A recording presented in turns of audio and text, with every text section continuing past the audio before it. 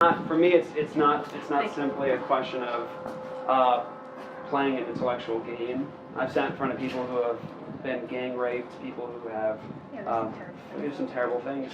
And the first thing I would do is say this: when you and I have a discussion about evil, first of all, as a Christian, the powerful thing is, with starting with Him, is that I actually have a basis to call something evil and complain. So, for example, if we don't start with Him, if we say that He must not be there, because look at this evil. What we're assuming there when we call something evil is that there's an absolute standard by which to measure this is evil.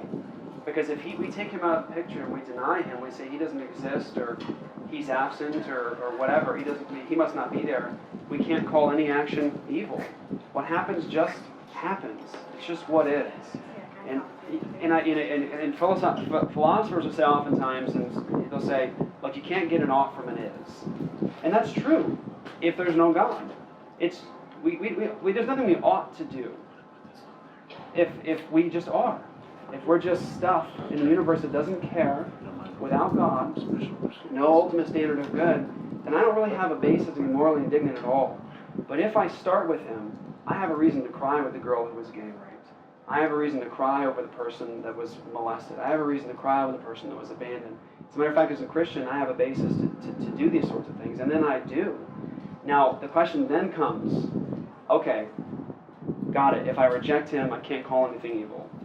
Okay, so now I got it. That doesn't answer the emotional problem, right, of, well, how come I have to deal with all this? Got there. It's no problem. So that would move to the second thing to think through, and then if I start with Him, I can call things evil. If I start with Him, I can indict somebody for what they've done to me, and I can actually say, no, it was wrong, and I can't actually complain. But then you have to ask the question, well, why is there evil in the world if He's so good? And I would answer first, only because I want to give you a tough answer, okay? And this solves the problem, is that God has a morally sufficient reason for the evil that He plans or allows, okay? So that's the first thing from a philosophical standpoint. So but that doesn't even begin. With that in mind, do you believe that He does have divine foreknowledge, that everything that we do? So, I mean, people that do the terrible things, they didn't really have a choice. That's a good question. No. There's differing views on foreknowledge, what that means. I would say the biblical view about foreknowledge is really important to get right. The God of the Bible does not take knowledge in. In other words, sometimes people will say something like this, like God looked through time and He saw this person would do this. You think He's eternal, though? Yeah, He's eternal. And so when we talk about God's foreknowledge as a Christian, a couple things. God says He declares the end from the beginning, that He does according to His will in the host of heaven and among the inhabitants of the earth, and that He works all things after the counsel of His will. So when we talk about the foreknowledge of God, we're saying that God's knowledge is wrapped up in His decree of what does and doesn't take place. But it doesn't negate... He doesn't know all the little things. Well, He does. He actually decrees all things, that nothing happens in this universe apart from His will. But we ask the question about human responsibility. What about human responsibility? Yeah, and the truth is the Scriptures really show something very important happening, and that is that we talk about evil events in history. Let's go there. Let's go to the most evil event recorded in history, and that is that when God became man, He was righteous and blameless and perfect, and He was murdered on a tree. And so as a Christian, we would say that's the most evil event that happened in history, because here's the righteous now being murdered. And it's interesting as you look at the text in the book of Acts, how the Christians prayed when it happened. They said, when they were praying, in this city, gathered against your holy servant Jesus, were Pontius Pilate, okay? There's a Roman governor that has totally different motivations as to why he had Jesus delivered over, okay? He was a coward. He was afraid of the crowds. He said he was innocent. I washed my hands, right? In history, he says, I find no fault in them. And then he gives them over to them to kill him. So he's afraid of the crowds. The second thing is the people of Israel, he had exposed them in many places, the leadership. And so they wanted him killed. And then it says the Gentiles, well, that was like the Roman citizens and soldiers. They just kill people. So like that, they do that on a tree. So all these people had different motivations. God was not putting a gun to their head saying, you kill Jesus. The truth of the matter is, though, it says this: they were gathered against Jesus to do whatever your hand had predestined to occur. They wanted to kill Jesus. It was in their heart to do it. God determined to allow them to have what they wanted, which was to kill Jesus. And it was according to his sovereign plan to allow them to kill Jesus for the salvation of his people. So here you have the murder of Jesus, the most heinous act committed in history. So I think it's predestined that they're at the same time. That God is the sovereign determiner of all things, and that is why you and I... Does God save through grace or by works? Grace. Grace? Yes. Only? Yeah, by grace. Only. By his grace, not by works. Yeah. I didn't mean to interrupt that. No, it's okay. So I would say the reason this is helpful is a lot of times people will they'll try to get God off the hook in some way. They'll say, well, this evil event happened. How do we get God off the hook? They'll say, he didn't want that to happen, or he'll fix that, or he couldn't mess with your free will. And the truth is that all those answers make God unworthy of worship.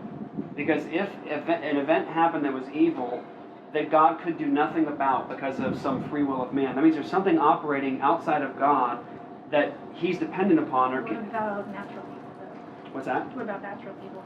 In what sense? Explain that.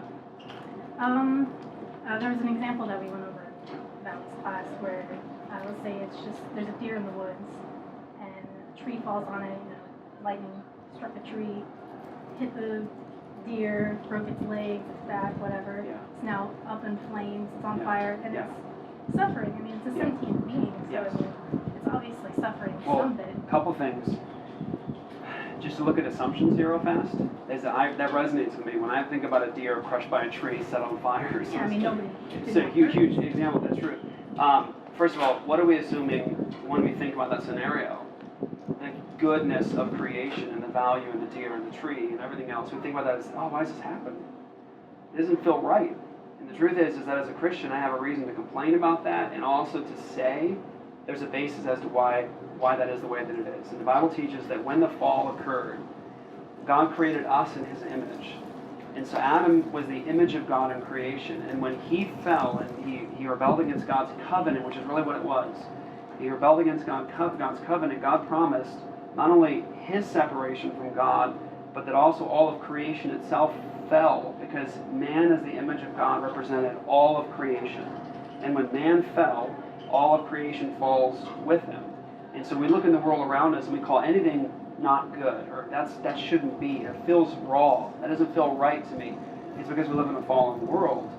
And that just gets to the glory of what I wanted to get to you, because I don't want to just give you the philosophical answers. I want to show you the philosophically rigorous answer, but there's also an emotional content to this you have to get.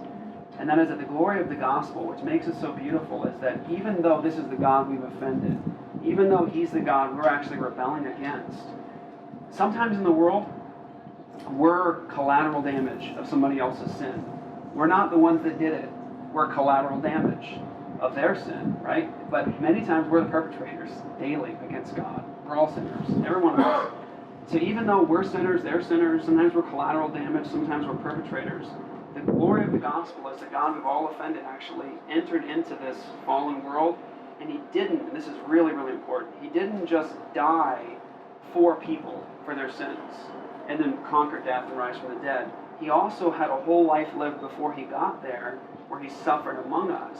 So when someone says to me, Jeff, I was raped, or Jeff, I was molested, or Jeff, I was assaulted, or Jeff, I was lied about, or Jeff, there was someone who betrayed me, I would say you have a high priest who sympathizes with you, because when God saved us, he didn't just save us on the cross. He actually suffered among us, and he tasted deception. He tasted abandonment. He tasted physical assault. He knows what it's like for someone to take him somewhere that he shouldn't be taken, to be assaulted. He knows what it's like to be accused falsely of something. He knows what it's like to be homeless and hungry and in rags. He knows what it's like to be tortured. He knows what it's like to have people bear false witness around him. He knows what it's like to have his family not there for him when he needs them. He knows what it's like to have friends abandon him when he needs them most. And so the beauty of the gospel is not only does Jesus come to save sinners, but he suffers and experiences everything that we experience in this fallen world. There's nothing that you and I can't take to Jesus that he doesn't actually understand. That's the glory of this God. We're not talking about some God that just spins the universe off and the evil things happen and we're like trying to figure out some answers. He's the one that actually, despite us running from him and loving our sin, he actually chases the rebels, and on the way to chase them, tastes everything that we taste. And there's a good and sufficient reason with purpose for every event that happens in history, including the murder of Jesus. Even that event, as murderous as it was and as evil as it was, God had predetermined for the good of his people and for his glory.